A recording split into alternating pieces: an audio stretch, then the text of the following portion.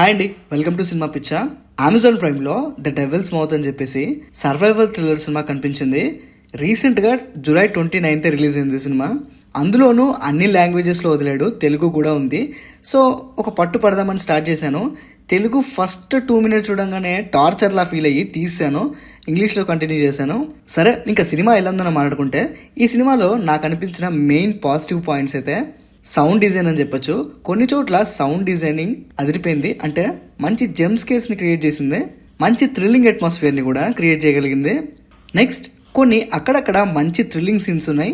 ఈ cinema start అయిన సెగ్మెంట్లో మంచి థ్రిల్లింగ్ సీన్స్ కొన్ని ఉంటాయి, అవి బాగా వర్కౌట్ అయినాయని చెప్పాలి. కానీ సినిమా వెళ్తున్న కొద్దీ అవన్నీ ఫ్లాట్గా అనిపిస్తాయి. అండ్ నెక్స్ట్ నాకు కొంచెం నెగిటివ్గా అనిపించిన విషయాలు అయితే, మెయిన్గా ఈ సినిమాలో ఉన్న క్యారెక్టర్స్ చాలా స్టూపిడ్ డెసిషన్స్ తీసుకుంటాయి. ఆ డెసిషన్స్కి మనకి చిరాకు వచ్చేస్తుంది.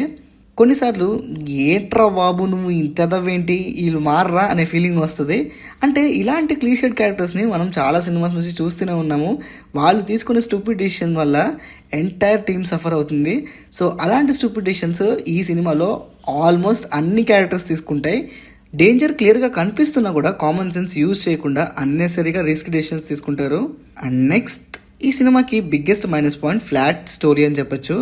సర్వైవల్ థ్రిల్లర్ అంటేనే చాలా మంచి పొటెన్షియల్ ఉన్న కాన్సెప్ట్, కాకపోతే చాలా స్టీరియోటిపికల్ షార్క్ థ్రిల్లర్ మూవీలా తీశారు.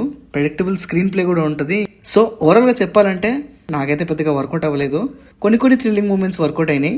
బడ్జెట్ గురించి చూస్తే ఎక్కడా ప్రాపర్గా మెన్షన్ చేయలేదు. పర్టికులర్గా బడ్జెట్ ఎందుకు ఎదిగానంటే, కొన్ని సీక్వెన్సెస్లో విఎఫ్ఎక్స్ చాలా బ్యాడ్గా అనిపించినాయి.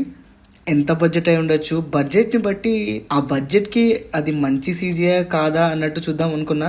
సరే, బడ్జెట్ పక్కన పెడితే షార్క్ అటాక్ చేసే సీక్వెన్సెస్లో అండర్ వాటర్ సీక్వెన్సెస్ కొన్ని టెక్నికల్గా అంత వర్కౌట్ అయినట్టుగా అనిపించదు. అండ్ ఈ సినిమా కొంచెం ఏ సర్టిఫికేట్ సినిమా అని చెప్పుకోవచ్చు. అడల్ట్ సీన్స్, వైలెన్స్, బ్లడ్ ఉంది. మరి అదండి matter. This is Pranav signing off team cinema picture.